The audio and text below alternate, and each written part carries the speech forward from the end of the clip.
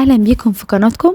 هسألكم، هو ممكن حد يكون بياخد فيتامينات وبياخد مكملات غذائية عشان يعوض العناصر المهمة اللي المفروض يكون بياخدها في اكله، وبدل ما ياخد فايدة بياخد ضرر، وممكن كمان ضرر كبير قوي، او على الاقل ما بيستفادش خالص؟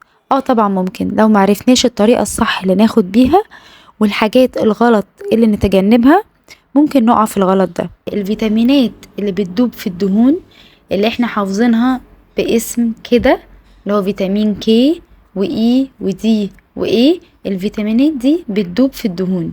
بتدوب في الدهون معناها اني ما ينفعش اخدها على معدة فاضية، لازم اكون باخدها مع اكل فيه دهون عشان الفيتامينات دي تدوب وبالتالي تمتص.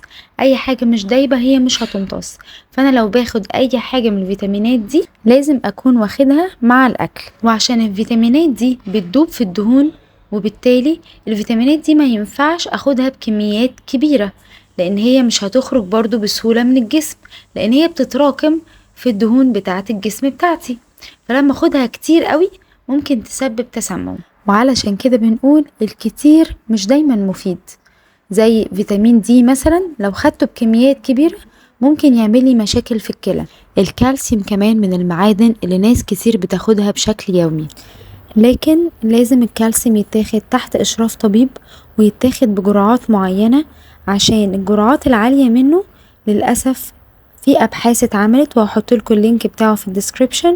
الأبحاث بتقول إن الكالسيوم بيزود فرص إن يحصل مشاكل في القلب بعد الشر، وكمان بيعمل حصوات في الكلى وبيعمل مشاكل عامة في الكلى. الناس اللي عندهم أصلا مشاكل المفروض ما ياخدوش الكالسيوم من نفسهم. كمان الكالسيوم المفروض ما يتاخدش مع حاجات معينة. زي ايه؟ زي الحديد. الكالسيوم والحديد ما ينفعش يتاخدوا مع بعض في نفس الوقت، لازم نفرق بينهم بساعتين، يا اما قبل يا اما بعد، يكون فرق بينهم ساعتين، لان لو اتاخدوا مع بعض مش هيمتصوا، يبقى انا كده ما استفدتش منهم. كمان الكالسيوم ما ينفعش يتاخد مع انواع معينة من المضادات الحيوية اللي هم اسمهم كينولونز انتيبيوتيك، زي السيبروفلوكساسين والموكسيفلوكساسين. لما بيتاخدوا مع الكالسيوم قلل الامتصاص بتاع المضادات الحيوية دي، وبالتالي انا كده مش هستفاد من المضاد الحيوي ده. والحل اني افرق بينهم بساعتين. الكالسيوم برضو ممكن يعملي مشاكل في المعدة لما بيتاخد باستمرار، زي بيعمل الامساك وبيعمل غثيان. ونيجي برضو المعدن تاني في ناس بتاخده اللي هو المغنيسيوم. المغنيسيوم لما بتزيد جرعته عن 400 ملي جرام في اليوم بيعمل اسهال.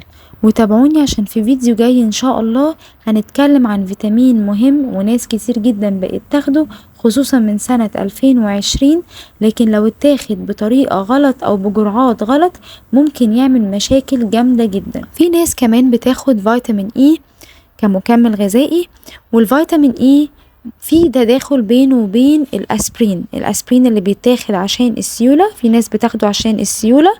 الفيتامين اي بيزود الافكت او بيزود تأثير السيولة بتاع الاسبرين، يعني ممكن يعمل نزيف، بيزود احتمال النزيف، فلازم استشير الدكتور في الحتة دي هو يظبط لي الجرعة بتاعة الاتنين. وبمناسبة السيولة وتفاعل الأدوية مع فيتامينات معينة، فيتامين كي بيتعارض مع أدوية السيولة وممكن يقلل من تأثيرها، عشان كده لازم تاخدوا بالكم كويس جدا وانتوا بتخلطوا الأدوية مع الفيتامينات. طبعا الكلام عن الفيتامينات والمكملات والسبلمنتس مش هيخلص، ودايما في أبحاث جديدة بتطلع وفي تحذيرات جديدة بتطلع كل يوم، لكن اللي عايزين نقوله ان الفيتامينات مفيدة جدا لصحتك بس لو اتاخدت بالطريقة الصح وتجنب الاخطاء اللي قلنا عليها النهاردة. ولو عندك اي سؤال او تجربة مع الفيتامينات اكتبيها في التعليقات. ودايما بنقول لو مش مضطرة تاخدي الفيتامينات والمعادن في شكل اقراص، الافضل انك تاخديها بشكل طبيعي من الغذاء بتاع كل يوم، لانه بيكون امتصاصه افضل وطبعا اضراره اقل بكتير. وان شاء الله هعمل لكم فيديو عن المصادر الطبيعية لكل فيتامين. وما تنسوش تشتركوا في القناة وتفعلوا الجرس عشان يوصل لكم كل جديد. وشكرا لكم.